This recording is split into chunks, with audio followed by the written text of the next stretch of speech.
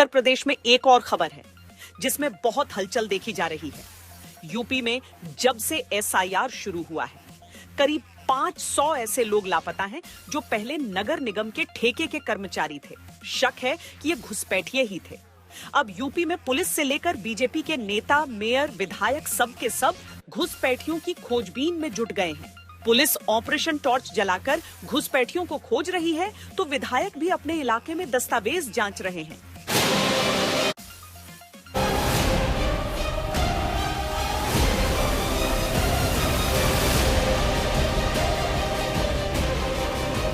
विपक्ष कहां अभी चुनाव आयोग के एसआईआर पर ही पीछे पड़ा है और यूपी की सियासत वोटर रिवीजन से कहीं आगे घुसपैठियों की शिनाख्त से लेकर धरपकड़ तक चल रही है। पहले तो बीजेपी को उम्मीद थी कि चुनाव आयोग एसआईआर करेगा तो सारे घुसपैठिए पकड़ लिए जाएंगे, लेकिन बिहार में एसआईआर हुआ तो घुसपैठियों को पकड़े जाने का कोई आंकड़ा नहीं आया। पश्चिम बंगाल में मिलने की उम्मीद कम दिख रही है। हालांकि पश्चिम बंगाल में बॉर्डर पर बहुत सारे बांग्लादेशी नागरिक वापस बांग्लादेश जाते मिल रहे हैं। तो उत्तर प्रदेश में मुख्यमंत्री योगी आदित्यनाथ के निर्देश पर लगातार घुसपैठियों की धरपकड़ जारी हो चुकी है। सीएम योगी ने पार्टी और सरकारी अमले को ही नहीं, जनता को भी घुसपैठिया पकड़ो अभियान में शामिल होने की अपील कर दी। जब से मुख्यमंत्री ने चिट्ठी लिखी तब से जनता की चौकसी का आलम यह है कि बांग्लादेश की महिला रीना बेगम ने 6 साल पहले सऊदी अरब में अमरोहा के राशिद से निकाह कर लिया। इस साल अक्टूबर में नेपाल के रास्ते भारत आई। इस खुशी में उसने बस में बैठे बैठे एक वीडियो बनाया और बाय बाय बांग्लादेश लिख दिया। पड़ोसी चौकन्ने थे, पुलिस को खबर कर दी। अब वो बांग्लादेशी महिला पकड़ ली गई। राशिद पर भी मुकदमा हो गया। और जब जनता इतनी जागरूक है तो नेता और आगे। लखनऊ की मेयर के घुसपैठ खोजो अभियान से मची भगदड़ के बाद 150 से ज्यादा नगर निगम के ठेका मजदूर लापता बताए गए। तो लखनऊ उत्तर के विधायक भी घुसपैठियों को खोजने के अभियान में जुट गए।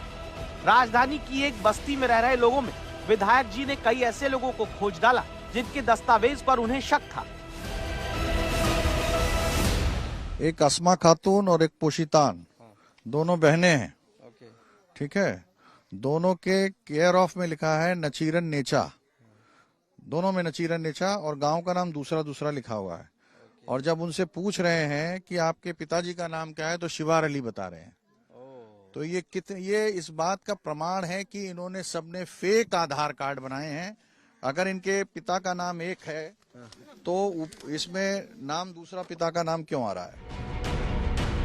विधायक जी को तो पूरी बस्ती पर शक है, लेकिन सत्यापन कैसे हो वो पुलिस की जिम्मेदारी है। लिहाजा पुलिस असम से एनआरसी मंगाकर गूगल ट्रांसलेटर से अनुवाद करके मिलान की कोशिश में लगी है।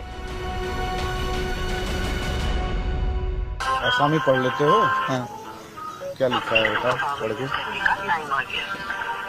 1 नंबर पे है सुरदू बानू। हाँ?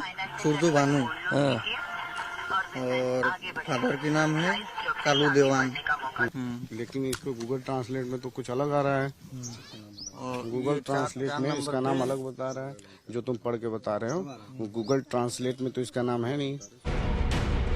घंटे 2 घंटे तक पुलिस वालों के साथ तफ्तीश करने के बाद बीजेपी विधायक ने कितने घुसपैठिए पकड़े कहना मुश्किल है, लेकिन अब पुलिस को जांच करनी है कि इनके दस्तावेज सही हैं कि गलत।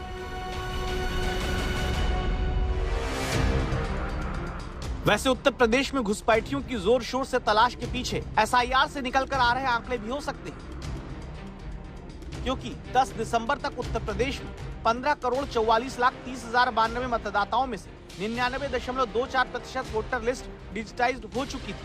लेकिन बांटे गए कुल फॉर्म में 80.85% ही फॉर्म वापस आ पाए थे, जिनमें 76% फॉर्म की मैपिंग भी हो गई थी।